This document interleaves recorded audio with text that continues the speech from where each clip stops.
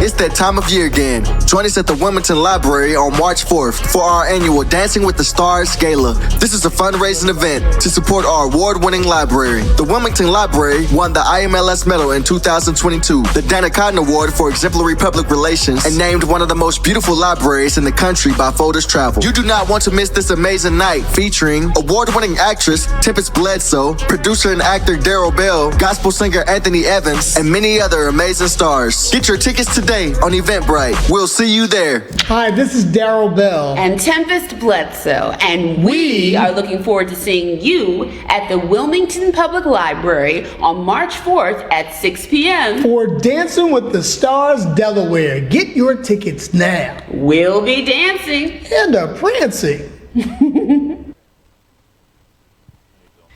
Hey, Wilmington, Delaware Public Library and all of you public library people. I'm Dr. Bertice Berry, also from the Wilmington Public Library. Yes! I'm going to be coming back home February 15th, an evening with Felicia Rashad and me, and my new book, Black World. And the public library is in it. So is Felicia Rashad's mother, so you can imagine what I was thinking when they called me and said, come. It's like, how'd they know? How'd they know? I'm so excited. I don't know what to do. Please come February 15th. Reception starts at 5:30, and there's going to be an evening of conversation and book signing, and you. I love you.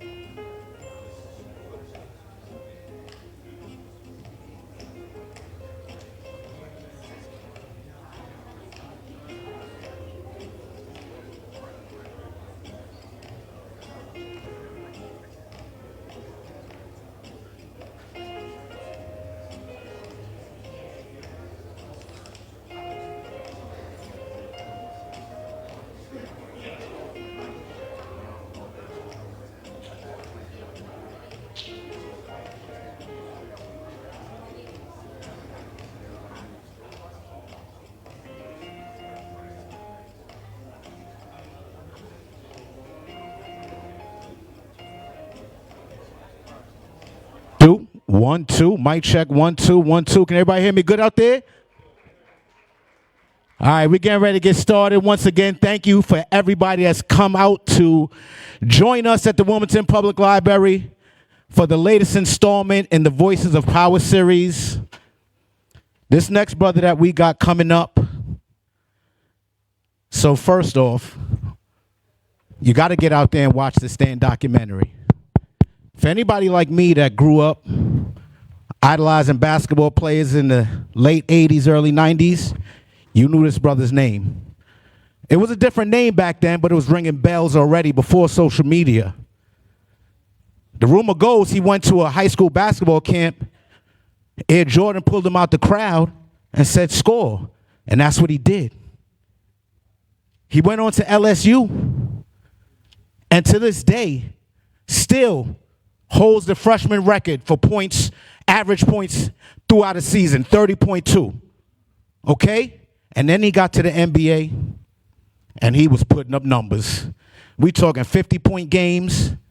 We talking about doing all the stuff that Steph was doing before Steph. But there's a reason that y'all don't know about him. Some of y'all don't know about him. Because the NBA took that away from us. It took away his legacy. Well, they thought they was, but they didn't. So what we're going to do right now today is what we didn't do with this brother back in the 90s. We're going to make some noise, and we're going to stand right now for Mr. Mahmoud Abdul-Rauf.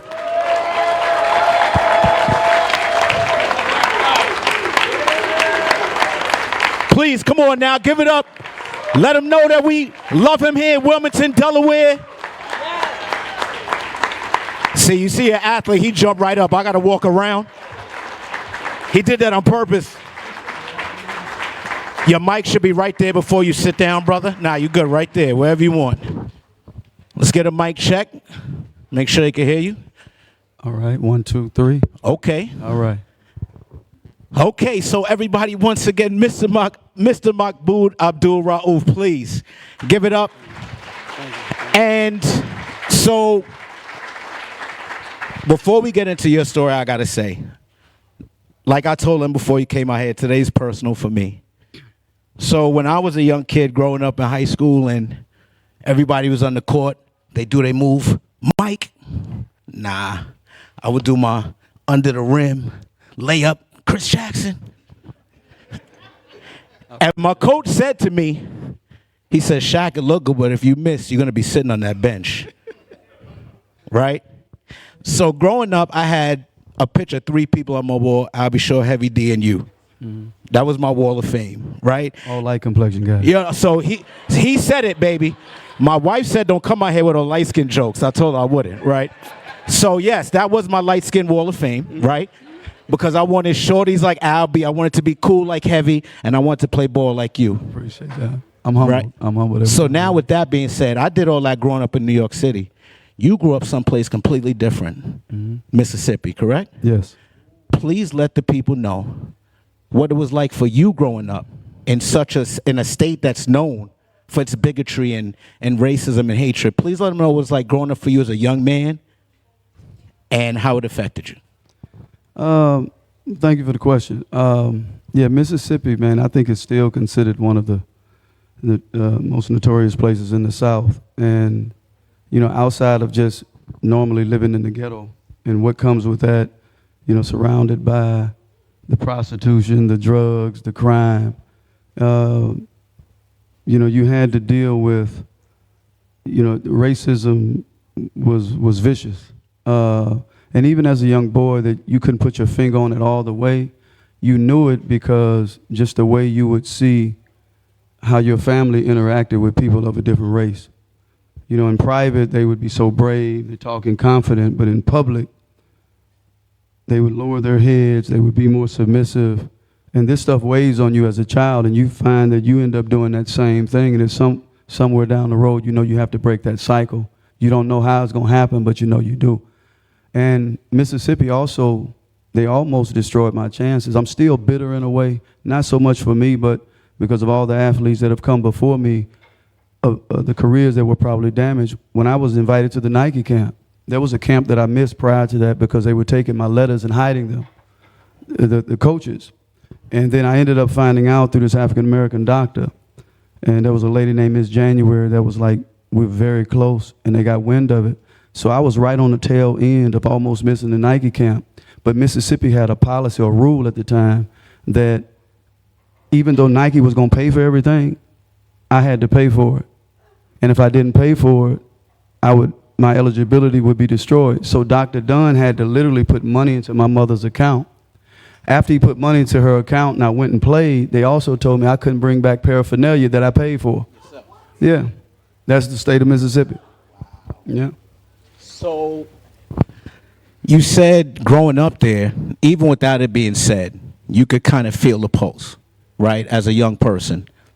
Do you remember your first outright experience with racism? I had the first is hard. Really? But it was so many? Yeah, I mean, yeah, you see it every day. You know, you see the microaggressions, the macroaggressions every day. You know, even the fact of being young and going to the beach and watching the Ku Klux Klan walk up the beach. And, you know, this is a known, technically, terrorist organization, right? And, like, you know, it's confusing. You know, it's mind-blowing. And you start to wonder, man, I wonder who's under those sheets, if it's somebody I know. So you begin to tread differently because you're always taught, you know, just culturally, like, look, man, you got to play the game, right? This is just the way things are. But even as a young boy, you know, you hear it and you find yourself doing it because you're conditioned, but something in your soul, this don't feel, I don't like the way this feels, you know, and it bothers you. It's like Waldo Emerson, right? He has a saying that wherever you go, there you are. You know, you can run from somebody else, but you can't run from yourself. So every night you know that you're being, you know, a coward. You know that this ain't right, but you don't know necessarily how to navigate through it at that age. Wow. All right, that's a good answer. And you just referenced being able to feel it inside, right? But you felt something inside as well, right? Not just from the racism. It was actually a condition that you had that made growing up even harder. Yes. Can you please tell the people what it is and kind of explain it to some of the people that don't know? Well, when I was younger, I used to first have blackouts. And the way they described it, I would look like I was going to sleep. So I could be watching television, or if I stood still long enough, and I would just be oblivious to everything around me. And then it eventually evolved into the muscle and vocal tics, you know, and the body movements and the aggressive body movements by and large. And I remember an incident, I was fighting this guy named Benny McGee. Like, we was up there, we were fighting in our yard boxing, you know, with gloves on. And I went into a blackout. And the next thing I know, I just popped to, and I saw his face like this, and I kept boxing. But they told me. He didn't hit you? Oh, they say he cocked back and hit me. But when he hit me, I just did this. And he looked. Wow. And I just started fighting. You know, we kept fighting. But this is what I had initially. But, yeah, it's your mind and your body on two different wavelengths. And it's like it has to feel perfect. And I use this example a lot, and it hurts every time I do. And I used to do this, playing basketball, and I would get down in defensive stand, and I would hit that hard wood that hard. And if it didn't feel perfect in my mind, I'd have to keep hitting it. Now that hurts every time. And if it doesn't roll off my knuckles, I have to keep hitting. And I couldn't soften the intensity because that's cheating. I'd have to do it until it was on the same page. So it's not just with that. It was with dribbling. It was with reading something. If it didn't make sense or if it didn't come off my lips right, it may take me 10, 15 minutes to finish a page. And then if I don't understand it, I have to go, and all of those pieces have to be there before I go to the next page, which is one of the reasons they ended up putting me in a special education class when I was in junior high, because they thought I was slow in learning. No, it's just it takes time because of the condition, not because I can't get it. And so it was from the moment you wake up to the moment you go to bed, you're constantly trying to negotiate, you know, keeping a balance with what your mind is telling you and your body is, you know, doing. Okay. So that's deep for a lot of people who have experienced something like that, right? And I was watching a documentary. For everybody that doesn't know, the Showtime documentary is out right now. Stand. I went and got my subscription. I wasn't even doing Showtime. But to support this brother and stand for him now, please go do whatever you got to do and watch that documentary. I promise you, it's a great film. So in the documentary, you mentioned that when you were young, somebody said to you, going back to your condition, someone said, God gives everybody a strength and a weakness, but he gives you that strength to overcome that weakness. After you being on this planet for 53 years, how can you say that you use your weaknesses to produce strength?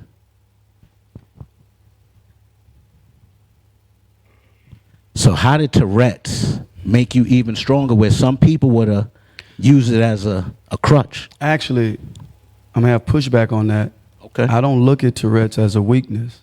There you go. I look at Tourette's as a strength. You know, Malcolm Gladwell has a book called David and Goliath. And in the book, he talks about, you know, how we perceive advantages and disadvantages. And he breaks down the giant. You know, he's marvelous the way he did. He talks about dyslexia, how many people with dyslexia have created so many different inventions. So Tourette's is one of those things that, and I say this all the time, that I was always taught values of being a person of character and respecting people.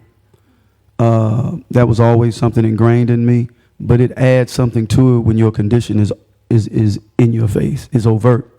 So you can't afford to be cocky and arrogant because, you know, people see it. And so it makes you more sympathetic and empathetic when you see things because you're living with something every day that's hard to control, you know. I'm getting brain dead. What's the question? Because there's something else I want to say. So I asked how you use that weakness into a strength, but you told me that is a strength. Very much so. Even basketball. I wanted to stop an hour and a half. And I say this all the time. I wanted to stop playing hour and a half, 2 hours. But Tourette's said, no, you got to play me. And literally every single day, I'm not exaggerating. I mean, I get teary-eyed thinking about how I got through it. It was only God that got me through it. Because every single day I trained, it was a near-death experience. Because after that hour and a half, 2 hours, I'm huffing and puffing. I'm ready to go. She said, no. You got to do this. You got to make 10 shots. All of them got to be net. Sometimes it ain't all net. Sometimes it says when you make it, it's got to come back to you. You got to hit it off the glass. You got to hit it off the glass, all net. And so if I could be on my 9, let's say it's all net, the 10th shot skimmed the rims and goes in. I can't take that 10th shot and say 10. I got to start at 0. That drill may take an hour and a half. Then I'm walking off the court. Every time I dribble, whatever I do right, I have to do left. If I mess up 2-3 times, I have to back up 10 steps. I would find myself doing that drill often 2 times in a row. So that was 3 practices in one that I just did. Because I would shoot the ball and it wouldn't feel right. I have to do that same thing again. So I had to devise a strategy. And I said, if I don't do this, I'm going to kill myself. After I got through with that first hour and a half, then I had to do the Tourette syndrome drill. I would take the ball and I would throw it towards my house. So now when I got it, and I'm dribbling home and I'm imagining, because I played imagining 2, 3, 4, 5 different invisible people playing against me. They were always this close to the basketball. And I'm trying to escape my imagination. I'm imagining I'm hitting my shoulder. I'm going up and they holding me. I'm doing this every day. So I'm exhausted. So when I finally get the ball and I mess up and I back up 10 steps, I'm too far away from the goal to have to do that same drill 3 times. Wow. And so I had to negotiate those terms every day. And I'll wake up, man, I'm crying a lot of mornings. Not because I don't love basketball. I'm crying because I say, man, because I knew what I'd have to put my body through. And I knew, man, it was scary. Because I don't know if you've ever worked out so hard where you can't catch your breath, and at the last second it comes out, and tears fall, and it scares you because you thought you couldn't catch it. This was literally every day. Just hearing you explain that, I know myself personally, there's times when it might be a small roadblock and I might let that slow me down from accomplishing my goal. How at such a young age were you able to keep that motivation, that perseverance, where you're saying, it's like you're feeling like your life is at threat every time, but every day you're still getting up and doing it. Man, I appreciate that question. I was raised, I eventually became Muslim, but I was raised in a Christian background. My grandmother, my aunt, my uncle, I credit this to more than anybody.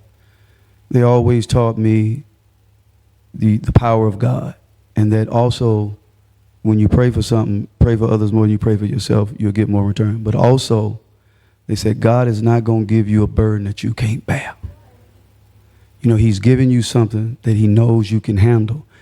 When people don't think they can handle it, it's just a misconception that they can't. He's not going to get that to you.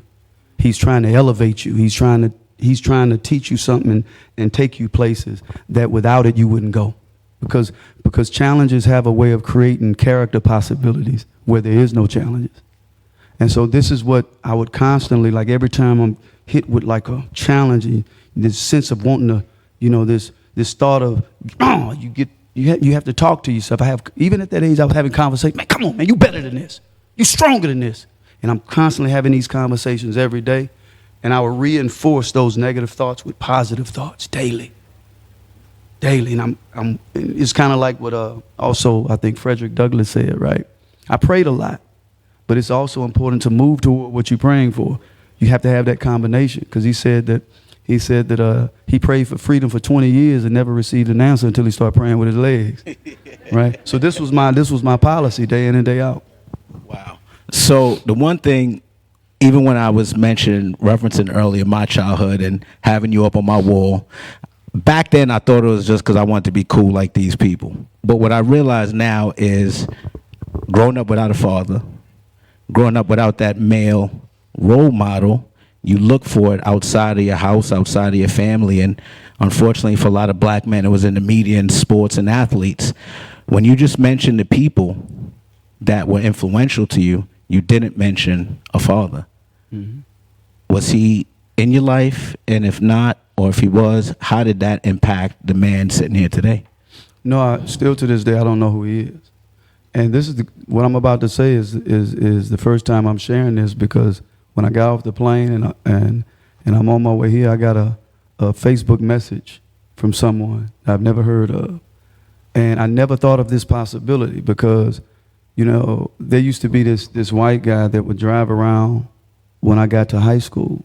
I would see him just driving around, and he just turn and he look at me and he keep on going. This was day in and day out. I'm like, and I found out later that he was a guy that never was attached to basketball. And his wife got mad when he started to want to funnel money into Gulfport High School, the school I went to.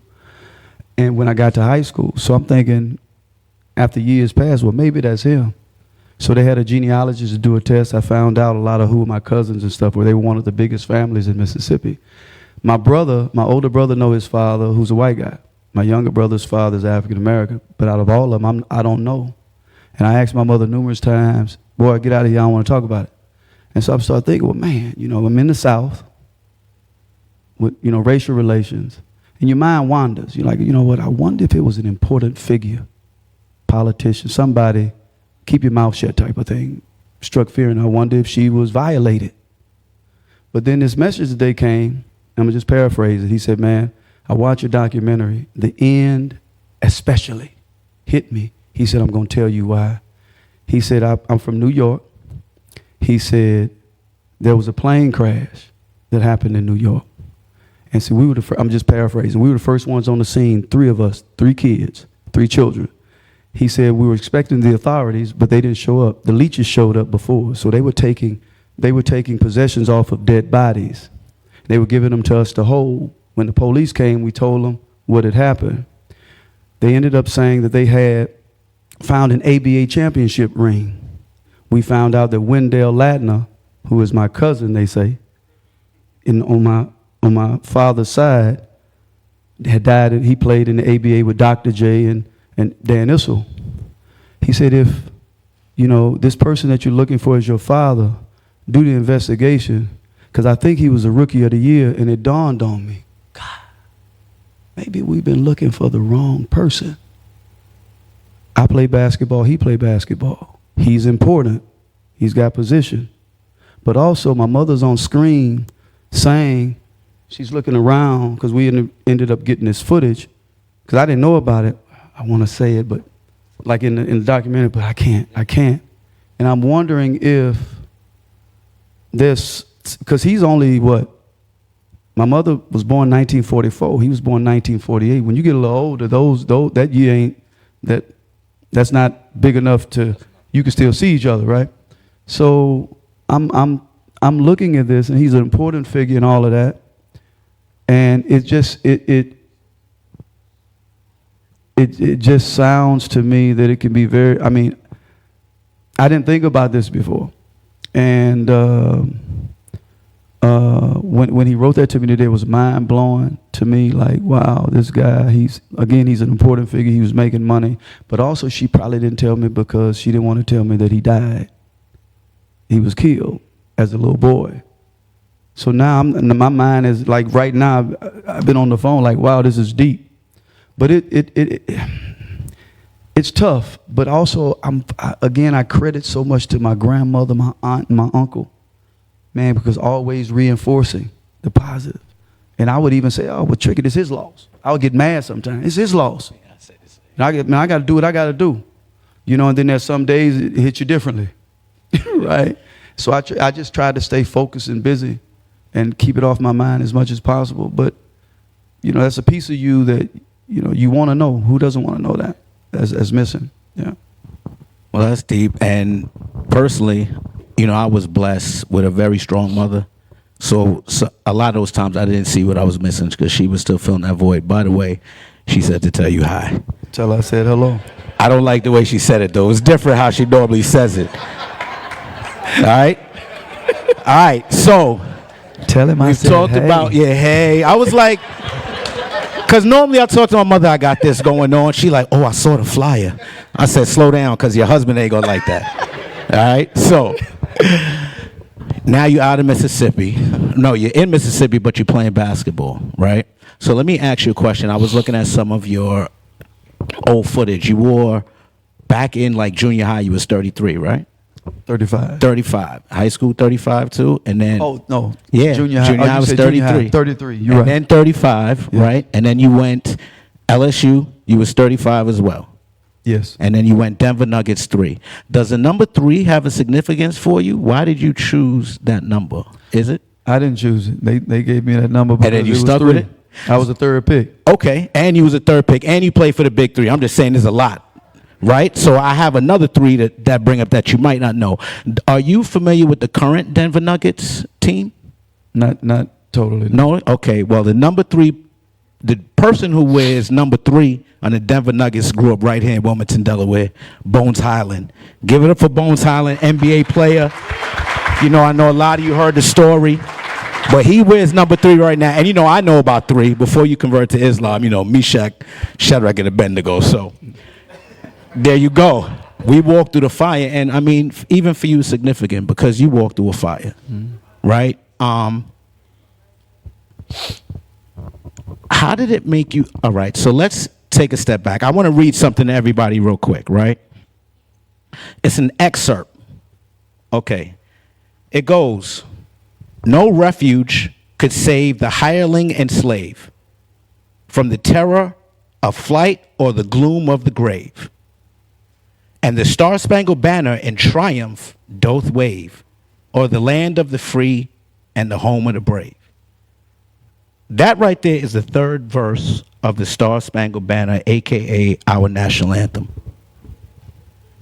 Back on March 12, 1996, the NBA rule requires attention to be paid during the national anthem. Players, coaches, and trainers must stand and line up in a dignified posture during U.S. and Canadian national anthem. The day that was announced, you got called into the front office, correct? Mm-hmm. Can you please let people know the series of events that took place from that point? The series of events, what happened? Like, did you know this was going to happen? No. My agent at the time, Sharif Nasir, well, actually, Todd Ely, the assistant general manager, had approached me, and after practice one day, and he said, man, a journalist caught wind that you haven't been standing. He wants to do an interview. What do you say? I said, no problem. And the reason I said no problem was because I began to read more. And reading has a way of, changing the cellular and genetic structures in your body. You move differently. You think differently and move differently. And these are conversations we have, man, on the bus, on the plane, and practice as players all the time. And so I didn't see anything of it, and then academics, and universities are having these conversations all the time. So I said, no problem. After that conversation, we playing Shaquille O'Neal with Orlando Magic. I'm in shoot around. I'm thinking, it was like as many journalists, it seems, as this middle section right here. And I'm like, well, they here for Shaq because they don't really come for Denver like that. That's not normal. Unless Jordan come to town, Shaq come, there's a whole bunch of journalists, right? But when they come in, I see them straight line to me. And so I sit down, and still I don't know. I'm thinking, because him and I are teammates, they get ready to ask me some questions. And the first question, what do you think about the American flag? I spoke my conscience. I go home, I come back. When I came back, I walk into the arena, Jim Gillen, the trainer, say, Bernie, I want to see you. So, okay, no problem. I go down, Bernie said, the NBA called. They want to fine you and suspend you. If you don't stand, what do you say? I said, I'm not doing it. He said, well, a couple of people from the NBA office want to talk to you. And I'm assuming that it's probably two of David Stern's right-hand men. And I wish I remembered their names. And it could have possibly been Adam Silver because he's now the commissioner. But they commenced to trying to explain to me why it's important to stand. And I don't know why they identified themselves as Jewish. And look, I'm not small-minded in the sense that I don't get caught up necessarily in labels. I get caught up in truth and what makes sense. So, and we have more commonalities than we have differences, right? So I'm not one just because you say you Jewish, you gave me an example, you can't tell me nothing. But I'm listening to him. And then after he finished, I said, well, I appreciate you sharing that with me. I said, but there's two things. I said, in this context, one, I'm not Jewish. Two, this example that you're giving me don't apply to me. I said, so therefore, I appreciate it, but I'm going to decline your offer and I'm not going to stand. You get off the phone. I'm so green, man. And I say this, I've never been suspended, fined in my life. So I'm thinking there's going to be bureaucratic process, active legislation. They're going to have to deliberate. And I said, man, can I go I can go put on my uniform and play? He says, no. I'm fine. I mean, like it starts right now. He said, yeah. I said, wow. I said, can I go and sit in the stands and support the team? He says, no, they don't want you on the premises. I said, no problem. So I walk down, I see some of the guys still in the locker room. I say, hey, man, y'all have a good. He said, what's up, man? I said, I'm suspended. I'm out. And so I went home. Before I can get home, man, I get home, it's like global. It goes global. And I understood then the power of the athlete and his voice. And the fact that, thank you. And the fact that it is not so much you that's the target. They got to neutralize you, right? But more so to send a message to everybody else. That if you do this similar thing, this is what's going to happen to you. And it's intimidation tactics. And I said, yeah. And I would have to agree because, look, it wasn't until 20 years that we saw another professional athlete take a significant stance. You did yours in 96. Cap was 2016. Mm-hmm. So obviously the message they sent out then was working. And even me as a young person and not having knowledge back then, the way that the narrative was spun, it's about his religion, he doesn't love the USA. And me being a young boy, I never stopped respecting you, but it wasn't like back now where social media can jump on and you get these different perspectives. It was just what they were talking about, and they were dominating everything that we were seeing and hearing against what you were talking about. But with what you just said too, it's like even when people say that or they leave the military off the equation, right? Well, he don't. Yeah, there's a whole bunch. Yeah, of course, there's a whole bunch in this country I don't love. I'm not ashamed of it, rightfully so. I went to Turkey a while back. As soon as I got home from Turkey, I'm in my front yard. I mean, I'm in my I'm in the living room. I see her because they're selling the house next door, and sometimes because it's a winding, and sometimes people confuse the driveway and they come. I said no. So it was a huge black SUV. 2 people jump out. They go into the door. So I come out. I say, hey man, can I help you? They steady walking to me. I said, can I help you? They said, yeah. I said, well, the house, if you're looking for the house that's being sold, is over there. They said, no, we're from the FBI. I said, okay. Now, for me, I contemplate death every day. We're taught that. Not in a morbid type of way, but there's a saying that contemplate death, it brings you closer to God. Because none of us gonna make it out of here alive, but we all got a choice how we want to go. And so I'm comfortable. I know, look, this is the reality. So they come up and they say, well, we caught wind that you've been saying someone called us. Now the FBI usually, you either fishing, because if you got some, you got some. You know, look, I've read enough, investigated enough to know at least that much. And so they said, well, we've heard that you've been saying a lot of things against America. I said, so have millions of other people. I said, look, man, my record speaks for itself. If you want to know anything, I don't mince my words. How I feel about it. There's a lot in this country I hate, right? It's wrong. And I said, and that's just the way it is. I said, but if you want to find, I said, go look. My speeches, my interviews, I do not bend on the issue. I said, so is there a crime against that? Right? And so they ended up wanting to talk to me about basketball, trying to soften me up. So I'm entertaining the conversation. You ain't gonna solve. I'm aware, but they ended up leaving. But I found that real strange. But again, going back to the power, of people in that position. Now, even J. Edgar Hoover is declassified now, and he talked about how we have to promote more so, paraphrasing, brain dead athletes, not the Muhammad Ali types, the John Carlos, the Tommy Lees, right? This is what we want to push to our the children, and because they saw the power of the athlete. Not that it's right? You have parents, teachers that are educators, but they know because of the visibility, right, that these athletes and these people in those positions, they're going to listen to us, right or wrong, more sometimes than their parents and stuff. And so they want to neutralize all of that. Oh, it's amazing how the system works. It's a system. So a follow-up question on that, because you speak about the power of athletes. Were you expecting any of your current professional athletes to stand with you or stand for you, give you any kind of support? Was you expecting that? And was you surprised when you didn't get it? I'm always hoping and expecting the best out of us. You know what I mean? I literally, thank you. Yeah. This is just the way I am. There's a saying in Islam that, why is it that when you don't think of each other, you don't think of the best? Right? Because we have a tendency to want to think of the worst. So, but I'm not surprised. I wasn't surprised. There were people who spoke out. There's always going to be that. But historically, you look at the pattern of history, there's always going to be the relative few that speak out compared to the many that don't.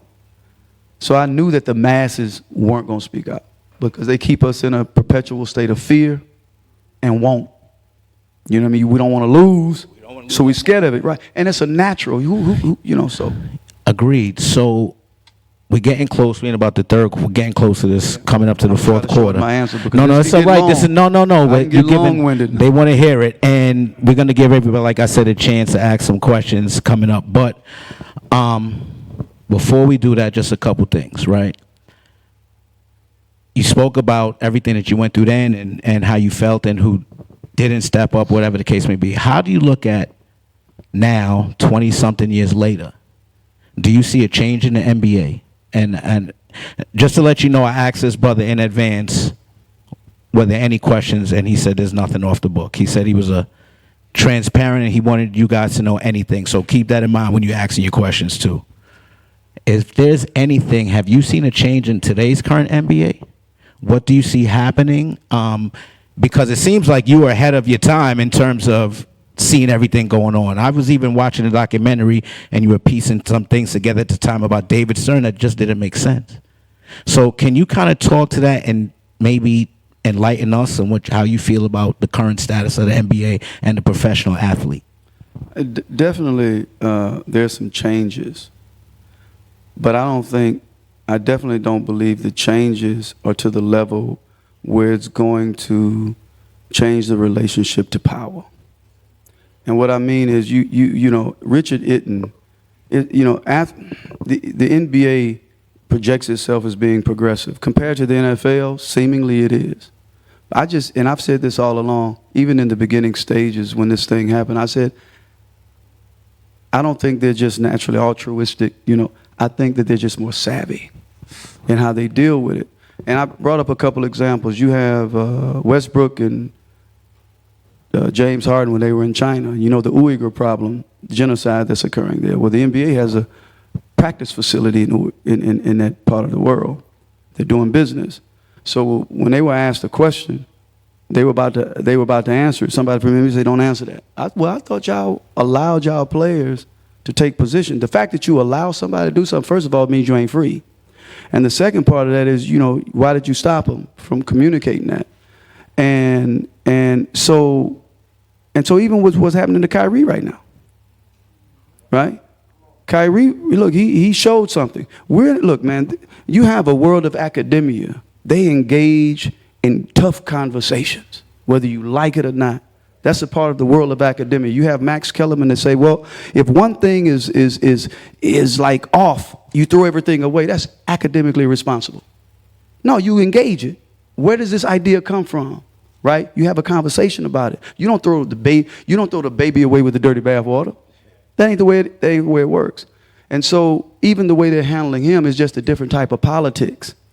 Right? So as long as you're in line with what the NBA wants you to follow, they're for you.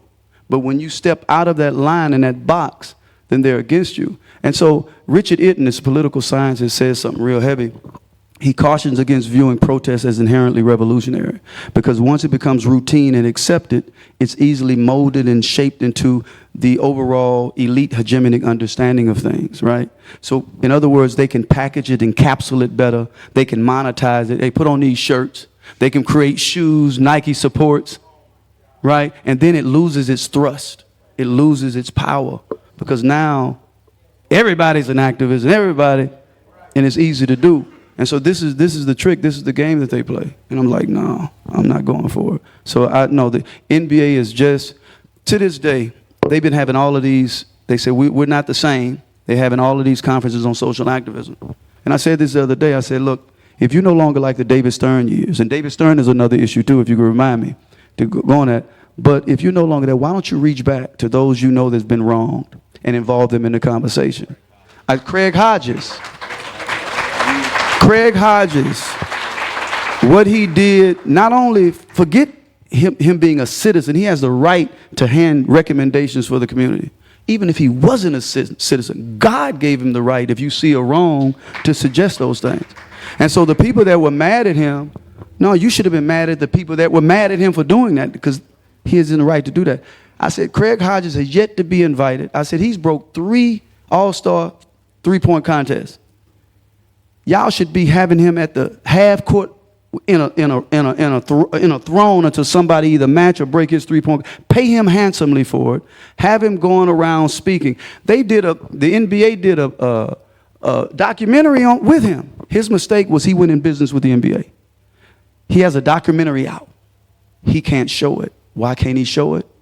Because the NBA has footage on it, and they have rights to his story because they provided footage. And because this footage is on there, they are not going to release it to be shown to the public because they say it makes the NBA look bad. No, is it true what he's saying? So if you're so progressive and you're no longer like those other days, expose that, say, you know what, this was wrong. This was the NBA of old. But the fact that you haven't, you're still the same NBA. Still the same NBA. There you go. There you go. Give it up. So I honestly feel like this interview has gone through in the blink of an eye. You like how I did that, right? That's a good one. I like that. Because in the blink of an eye is your brand new book right now. Yes. Because you're now an author as well. When we're done here, we are selling the book in the back corner. And then after that, Brother Abdul-Rauf will be all the way in the back of the library signing the books for those who purchased them, okay? So what we're going to do, we're in the fourth quarter. I just want to go through a couple, like we coming down to this clock, so I'm going to give you a couple crunch time questions. You're going to shoot me one-word answers, all right? All right, that's all. Who was your favorite player growing up? Dr. J. Who was the best player you ever played with?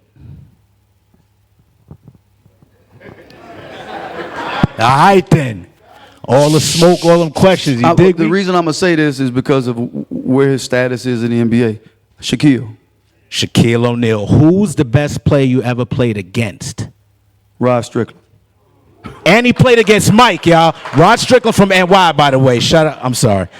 My fault, you got me, because I didn't expect that one. I don't think a lot of people. He was crafty. Oh, my gosh. What would you think, what was in your mind, because I know you had a lot of those, you was dropping numbers on Cat's Head. What was your best college game and best NBA game in your mind?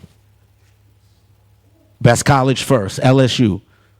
See, when you say best, I'm trying to think of overall numbers, not just the points. And also just think about the context, because you did some things against your old state, too. Yeah. I would say the best game in college was a 55 against Ole Miss.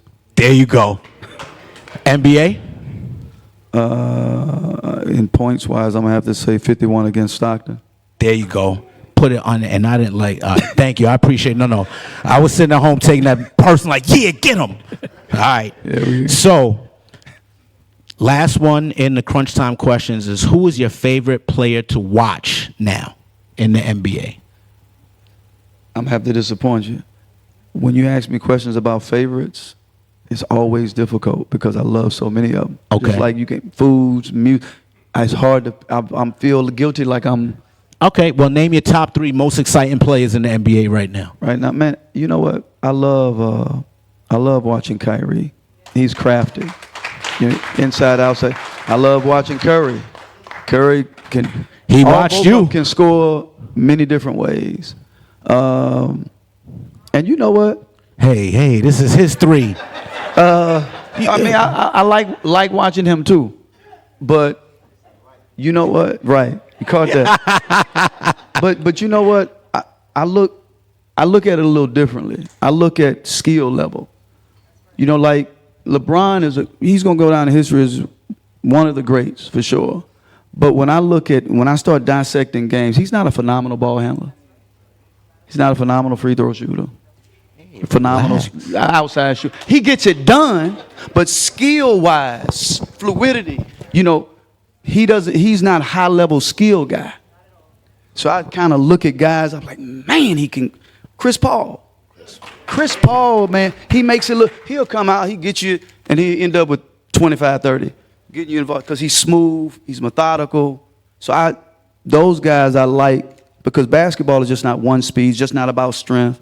It's the nuances of knowing when to use your finesse, when you use your speed, when to slow it down, angles to choose, you know, how to get a guy off guard, get your shot up. It's just so much that people don't know those little nuances. And I'm watching, I'm like, wow, I love it. Love it. Yeah. There you go. All right, so this the buzzer beater. This your last one. Knowing everything that you know right now, sitting here on February 9th, 2023, would you do it all over again, and why? For one, I've never stopped. There you go. Yeah. And I don't ever plan on stopping. I made a commitment, man, a long time ago. You know, when I was married at the time, and I remember HBO wanted to do an interview. And I said, I told my wife at the time, she said, what you gonna tell them? I said, I'm gonna tell you. You know, and I know there are times when, one thing I don't ever plan on doing is compromising the truth. Like if hurting your feelings and the truth, hurting your feelings is gonna be secondary. And so I just made a decision that I'm gonna live and die with a free conscience and a free soul, whether people like it or not. And so if there's something on my mind, thank you. If there's something I gotta say, and I learned a long time ago, it's not necessary. One, you'll never know everything. So some people, they're like, well, I just want to know this, and I want to know everything before I move forward. That's going to almost guarantee you're not going to do anything because you never know everything. So my thing has always been, even if I got a little information, I'm going to, at the minimum, I'm going to share it. And my philosophy is, I'm going to share what I have, and God will show me the rest, right? So that's just, and so she would be like, I said, well, I'm just going to tell the truth. She said, yeah, but when you do interviews, they burn down our house, we can't get no job. And I felt that. And I said, you know what, I'm just going to apologize in advance to you. I said, to you, my children, and the ones that may come, I said, I made this decision that this is the way, this is the man you married. This is the man I'm trying to become. And if God wills, I'm not going to fail in becoming this. And I said, so I made this decision to live and die with a free conscience, free soul, whether you or anybody else like, because the truth means more to me than anything. And so all she could do is just drop her head because she knew I meant business. Yeah. You know, so I don't ever plan on stopping. Please give it up for Brother Mahmoud Abdul-Rauf. Please, if you enjoyed it as much as I did, man, you done drop these jewels. Thank you, my brother. And like I promised, we are going to get a couple questions, right? Also, if you got a question, you could come stand up right here. I'm going to come down with the microphone. We're going to keep the question short, and then hopefully then we're going to get the book signing. For you people who don't want to ask questions, once again, books are available in the back, so you can go and get that started.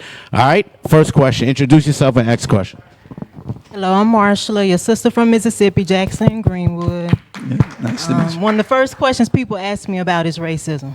I was in Delaware less than a month before I saw my first pickup truck with a rebel flag on the back of it 4 years ago. And I think that was a reminder to keep my eyes open. Mm-hmm. How did the racism and experiences that you dealt with in Mississippi prepare you for the racism and the less overt racism that you experienced throughout your professional career? Oh, great question. Whether it's racism, whatever it is, poverty, you name it, which oftentimes is associated with racism.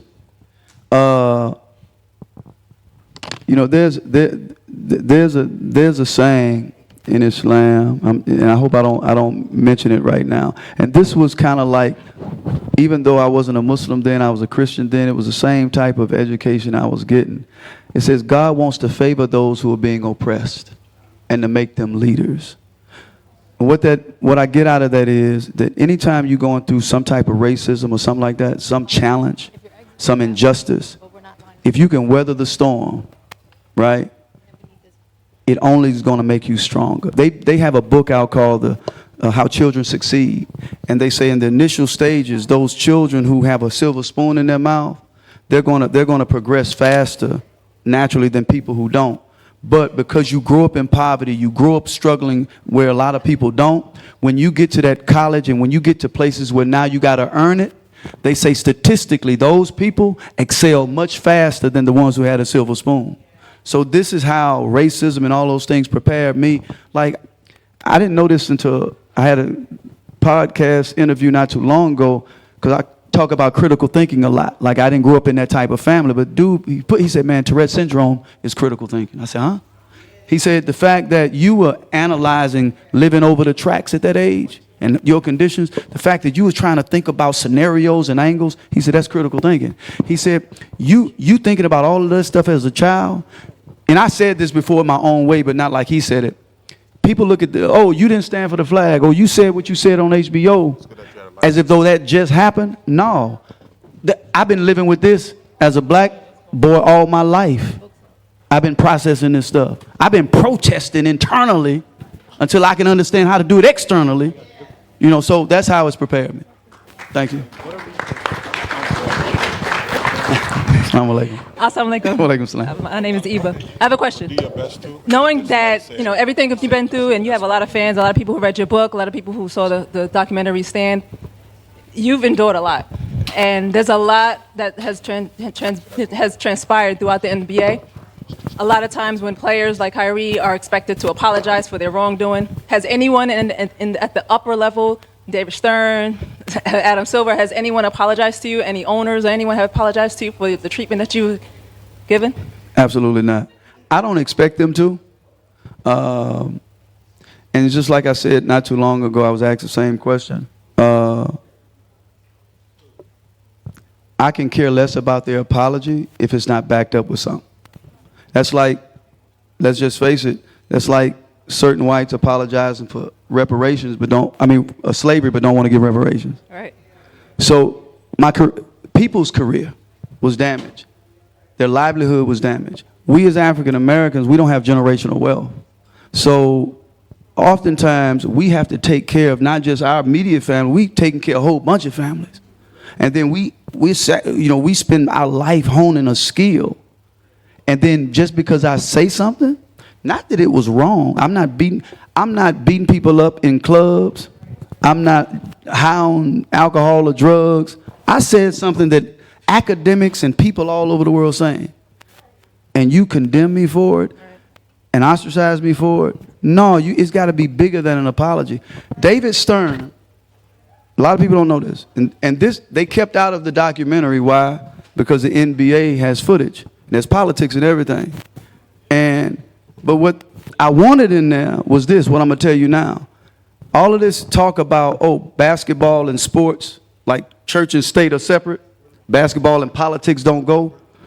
As they were suspending me and fining me, I read an article some years later. Right before the Iraq war, before they already knew, the government knew they were going, but before they announced it to the people that we're going in, they had a meeting in Davos, Switzerland. It's an old publication called Spotlight. Now they're called the American Free Press. You can go look it up. They had a meeting like these Bilderberger meetings, economic forums. The top echelon, the Colin Powells, the heads of state were invited. If you had been to that meeting before, prior, it was you had to pay $10,000. If this was your first time, you had to pay $15,000. The gist of that meeting was to see which corporations was going to take what of the natural resources out of Iraq. They were stealing from the nation. They had a list of people that was invited to that meeting. David Stern was one of them. I said, what you're doing, this is why I'm standing against this symbol, right, that's been codified as a sacred mantle for American exceptionalism. This is why, because what you're doing is more devastating than what I did. You're part of raping of a nation, genocidal effects of murder, right? But you want to talk to me about not standing and find me? This is the hypocrisy. Right. Yeah. Thank you. You're truly an inspiration. Thank you. Pass the mic to the next person, and we got to keep the questions because you already see security. Well, then I'm going to keep the answers. Got you. My name is Rashad Khan. You share a lot, and I just wanted to get your opinion. And like you share so much about your life, and you sacrifice to fight for the rights.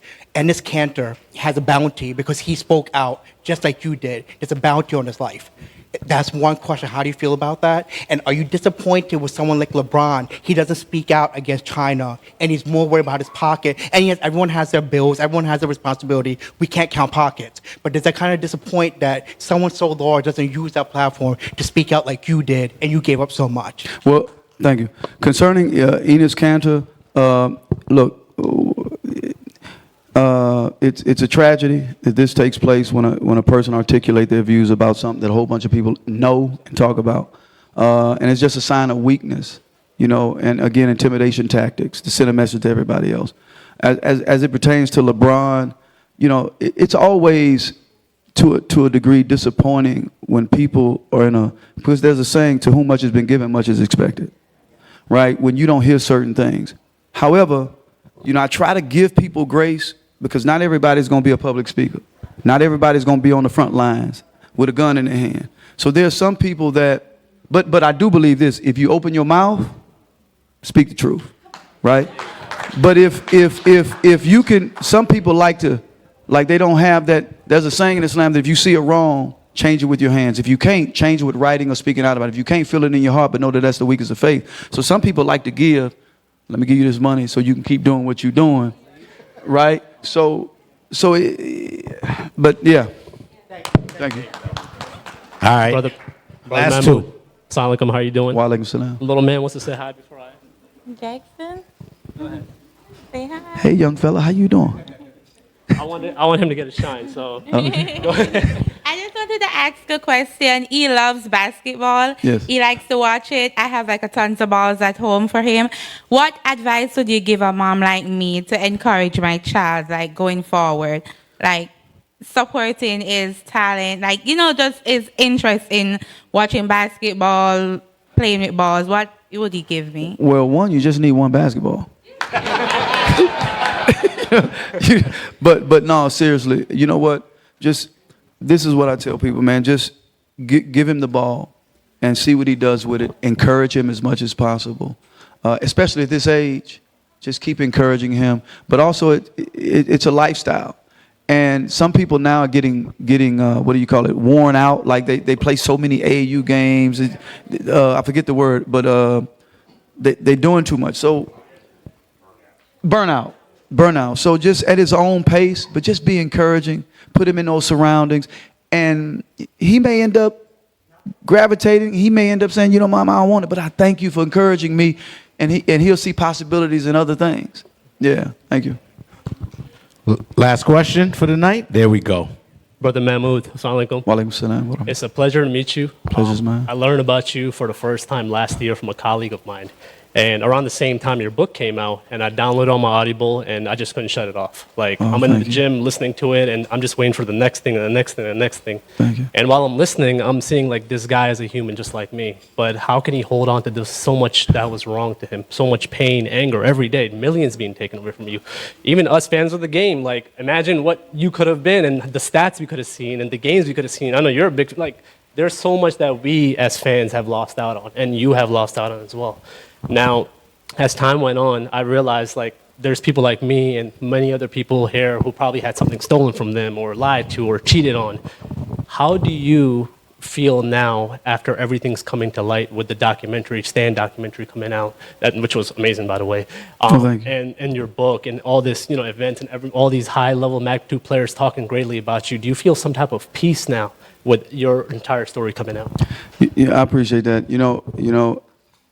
I was at peace when I was in Denver, when I did what I did. I've never lost that sense of peace, and it goes back to like whatever I'm going through, right? I know that I'm going through for a reason, and that you have your challenges, right? Ups and downs, but generally speaking, I was always at a level of peace. So it's not like I'm at more peace now necessarily, because I can't totally, I can't totally though be at peace, because as the saying, the old adage goes, right, there's no peace without justice. But what's gotten me through all of this, and you didn't ask that, what's gotten me through a lot of things that people don't register is they look, oh, this guy's a radical, he's this, because they listening to the media. But you can't do this type of thing, whether it's Kaepernick, whether it's all these other people, Muhammad Ali, you name it, Paul Robeson, you name it, Nat Turner. You can't do this type of thing. And I'm nowhere near patting myself on, I got a long way to go. You can't do this if it doesn't come from a place of love. Jesus, peace be upon him, today would be considered a domestic terrorist, an extremist.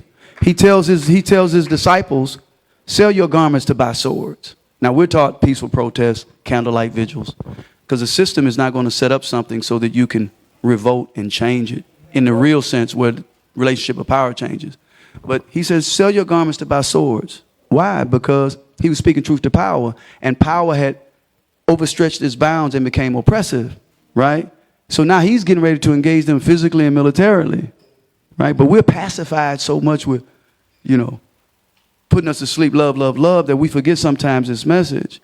And so, but was Jesus about love? Yeah. But also Jesus understood something. And somebody coined this phrase, I don't know who it was. Justice is what love looks like in public. So sometimes we don't think like, hey man, I love humanity. I love people.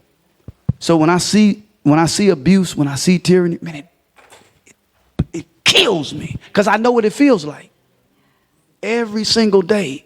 I don't care what color you are, what your ethnicity is, what your religion is. I don't care your gender. That bothers me. And this ain't no show. It bothers me. And I can't hold it in no more.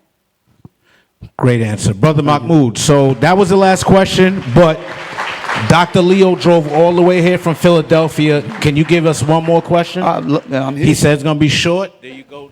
I have more of a thank you. May Allah reward you. Assalamu alaikum. Wa alaikum salam. May Allah reward you more. I was born Muslim in America, and I had it rough, you know. And during my time, I tell a lot of other Muslims that I was like the only one in the schools. If it weren't for my brother, you know, I wouldn't have been comfortable. So I just wanted to give a testimony real fast that I am a basketball fan and player and athlete. And watching you, like, I was watching you play, you know, when I was young. And like, oh, man. And I heard about the different, he got Tourette. That's why he could shoot off the glass so well, because he practiced this shot 1,000 times. And I said, oh, yeah, is that right? Well, that mean I got to practice 1,000 times. And get Tourette. Hey, listen. Yeah, listen, I dig it. So I want all that to say this, that your story, I don't know how many thank yous you get, but your life, your sacrifice, really inspired others. You know what I mean? It inspired me to, like, push against the odds. It wasn't just racism that I had to push against. It was also the fact that I was a black Muslim. You know what I mean? And I had to practice my religion and show it. You know what I mean? So I want to thank you. You know what I mean? And may Allah reward you and continue what you're doing. Thank you more. May Allah reward you more. Give it up for Mahmoud Abdul-Rauf. Please give it up for him. Stan, give it up. This brother done dropped jewels off to us. For everybody that went and purchased your books, we will be signing books in the back of the library. So please make your way back there, and we're going to finish and wrap it up. Thank you once again for everybody. Everybody stay seated. We're going to let Mahmoud out.